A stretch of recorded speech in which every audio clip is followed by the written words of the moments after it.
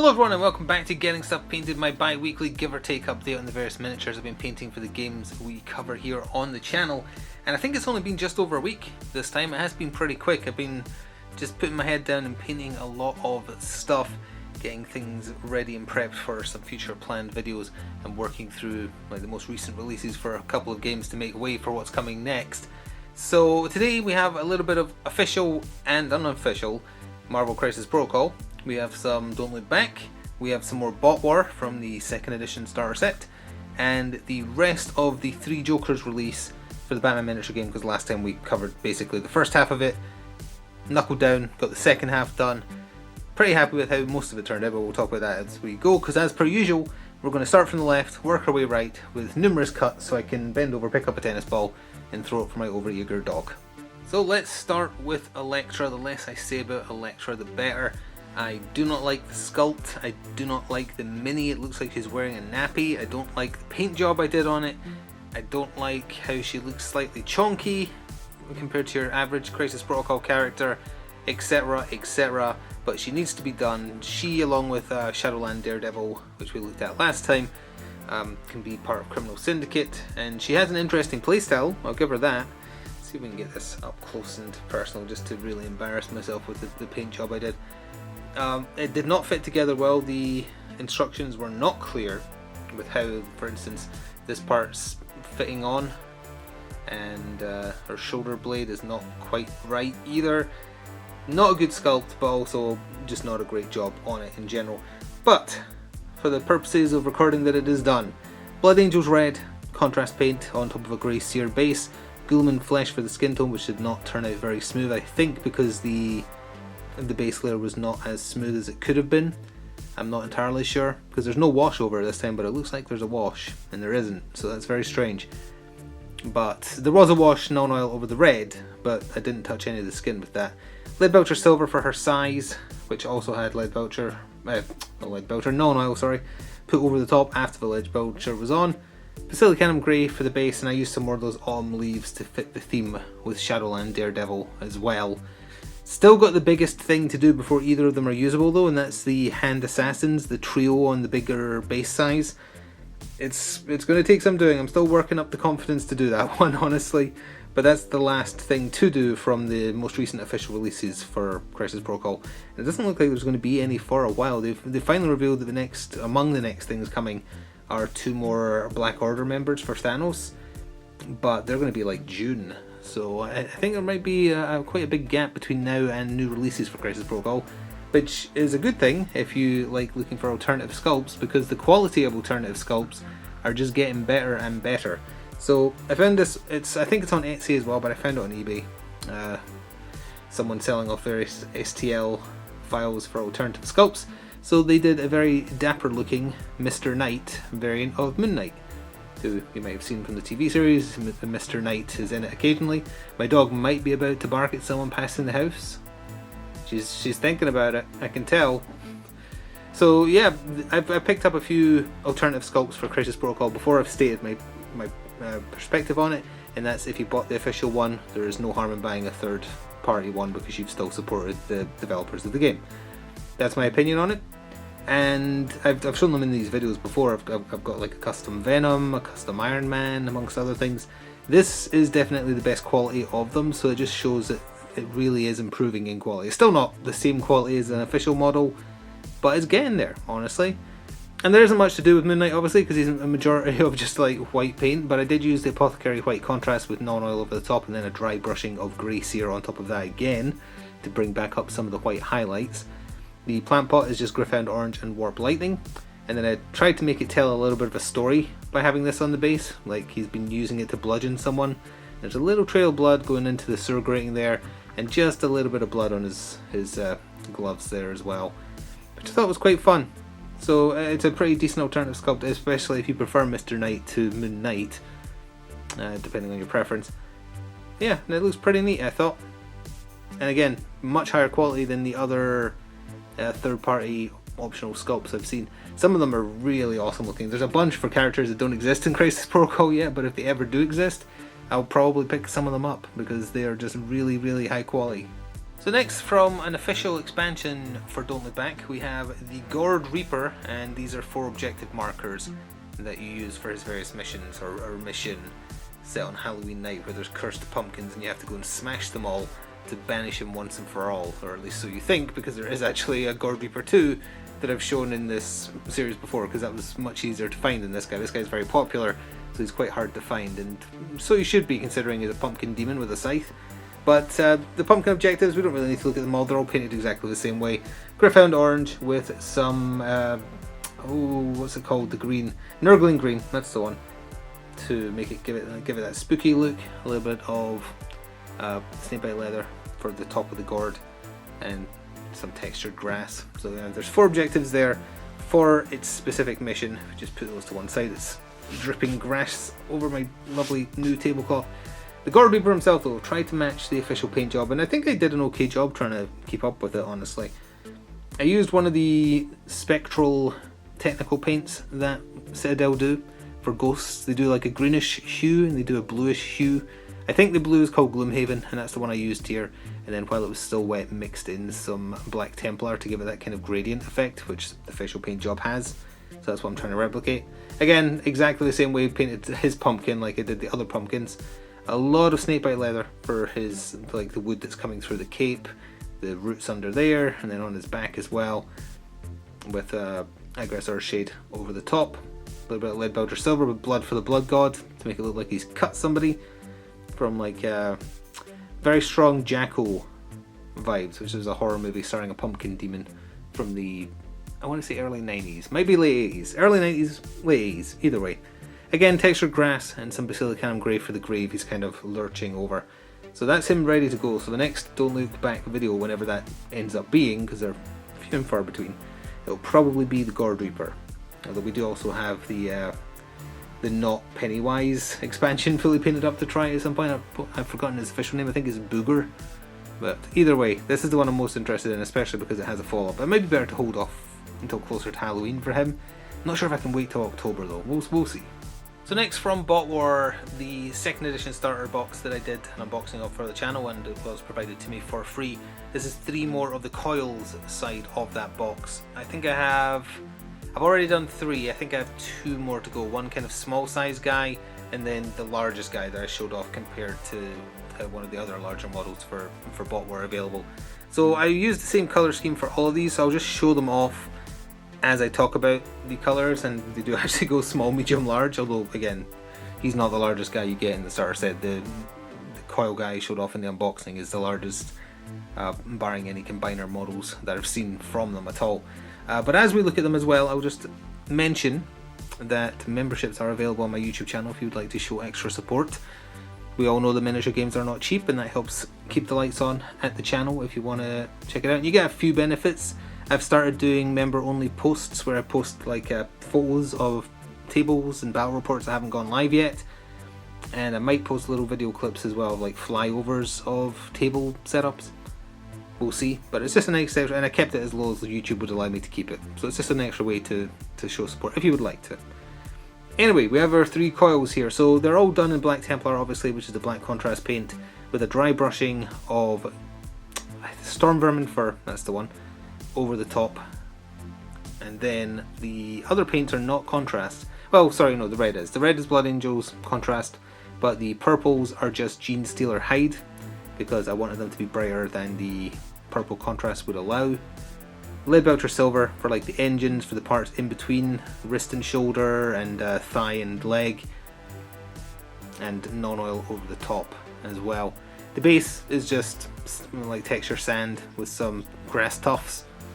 This guy is different to the other 2 because he turns into some kind of tank. You can tell because, or jeep I guess, because you can tell because he's got tires here, and his back, instead of being wings, is a big red missile or cannon.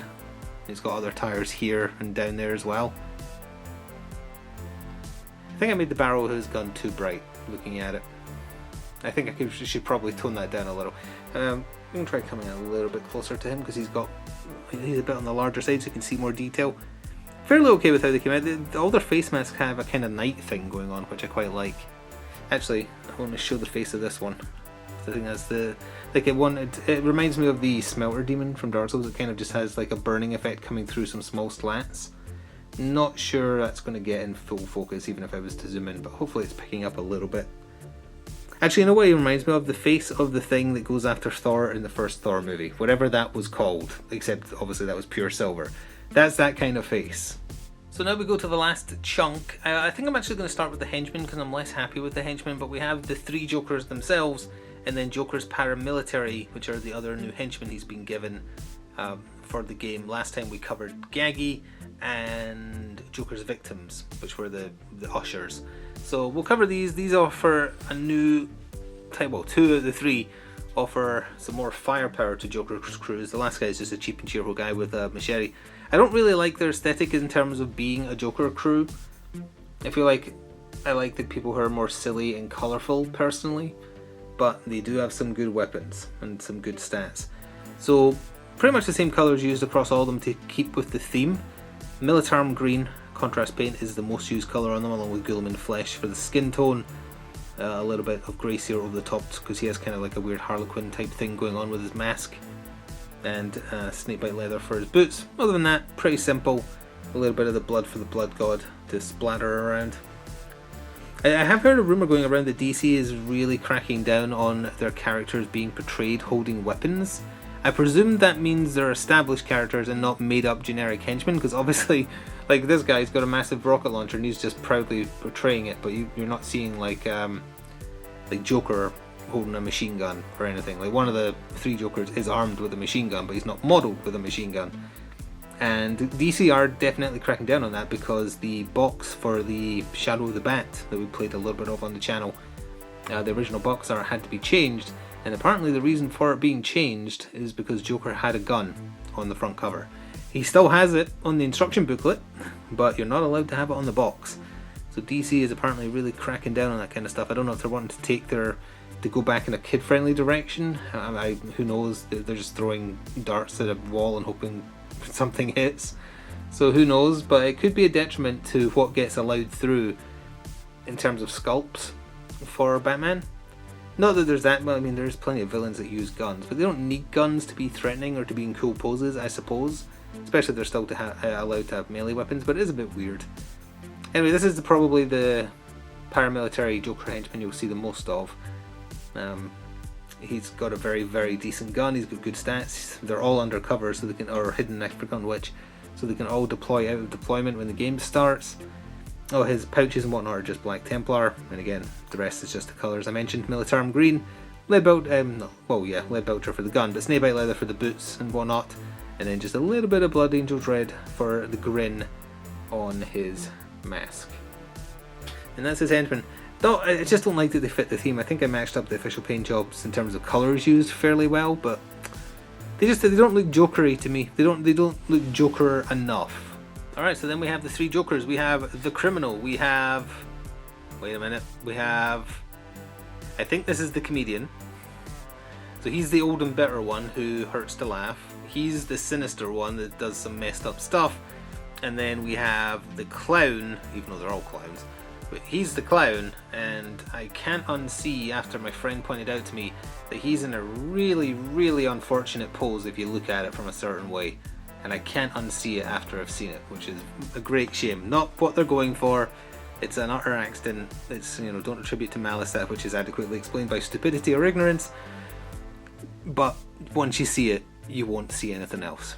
But anyway, for these first 2, he was done a bit differently because his tone of suit, his suit colour was different, whereas these 2 match up. So we'll cover these 2 because I did them first anyway. So this is the criminal. The bitter old Joker that just wants to make another Joker, who's refusing to be in focus. There we go.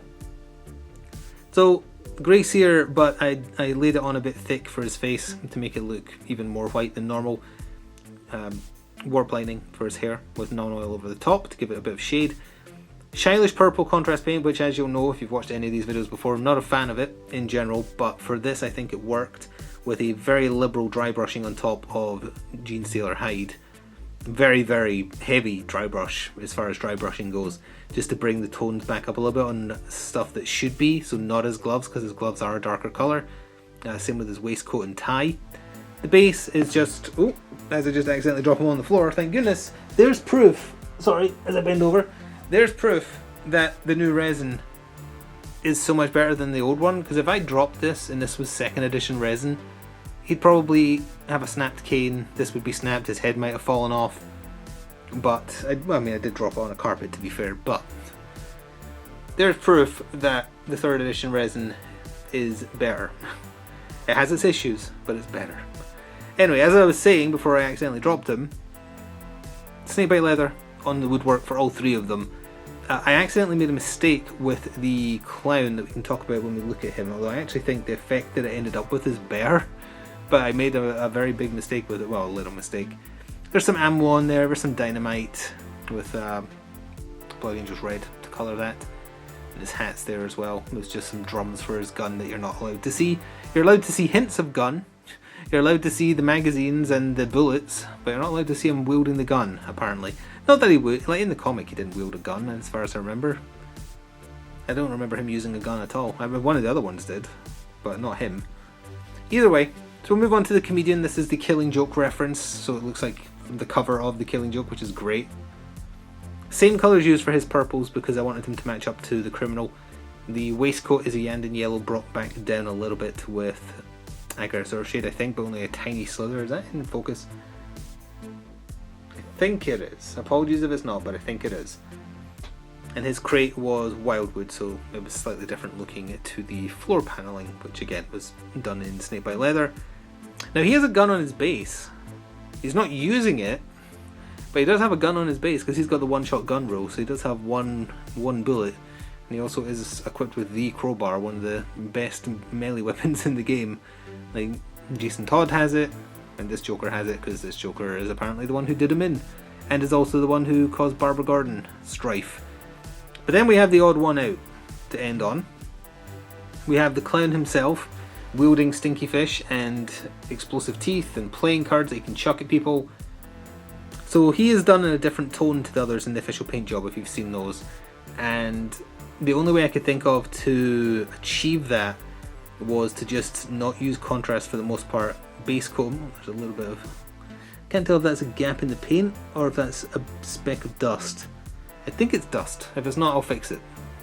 Either way, Jean Sailor Hide instead of a contrast paint, but then a very watered down contrast on top where there would be shadow. So in the elbows there, at the back of the, I've forgotten what the back of a waistcoat is called, under his legs, you know, that where shadow would be cast in the pose he is in. Just did a little bit of that just to add more shade, and then non-oil on the top of everything as well afterwards. But the same colour used for his hair and whatnot as well. But the issue I had with it that I think actually worked out better, if you look at this base, I think that's in focus, it looks like aged wood, which is what it's supposed to be. But I kind of did that by accident. I had the snakebite leather on, like I did with the other two. I hadn't got around to applying a wash to it yet, but I was using a bit of black around the rim, just because I think it looks better if it's black as well, like the base. And I did it too quickly, so the contrast was still running. So I accidentally bled some black onto the sides, and then very quickly tried to like dab it away, which blended it in more. And I actually think it created a better kind of, let's compare it to here, like I think it created a better wood-esque effect, like aged wood. Might be wrong. And because this one's kind of like the really insane one, I decided to cover his base in slime that's coming off of the stinky fish that are all over the place, whereas the other two, they're a bit more about the murder, so they have a bunch of blood on their bases, and I think that sets them apart. And of course, if you use them in a game of Batman, you have to use all three of them. They are your three, well, one of them still has to be the boss, but they're your three leaders. You can't take one, you have to take all three. And I imagine that would create a very interesting playstyle, and we'll be seeing them in the next battle report, which you will not see before this, because it isn't filmed yet. So, but they will be in the next one for sure. We've been waiting to film this actually so we can get on to that, because the paramilitary are going to be in there as well. So that is going to do it for another painting update. If you want to show me what you've been painting, feel free to do so on Twitter. The link is in the description box below. And once again, if you do want to show extra support to the channel, there are memberships available on YouTube. Gives you some exclusive stuff. Not much, but some exclusive stuff. Patreon is an option as well. And obviously, only if you can spare it. I'm not expecting you to go above and beyond if you can't. And yeah, next time we're going to see hopefully the rest of the Coils box for Bot War to get that finished off so we can record another battle report with it. In terms of Batman stuff, I'm not sure if I want to get started on the main box of the Suicide Squad yet because the official paint jobs aren't done. I'd like to see them before I do that. But we can do the side stuff, like I've already done King Shark, obviously, we showed that last time. I've got Peacemaker on the table waiting, Vigilante and Eagly, so we'll probably get them done. And I still need to get more stuff done for the Dark Souls game so we can start a little campaign of that. Might focus on that. Definitely also need to start prepping for a new season of Fallout as well. I've got ideas, but I need to start getting stuff painted. So we'll also see the finale to that soon. Anyway, I'm once again rambling at the tail end of a video. Thank you very much for watching. I hope it inspired you to get your miniatures painted. No matter your skill level, it doesn't matter, just enjoy the process. Thank you for watching though, and see you in about 2 weeks for another update. Ta-ta for now.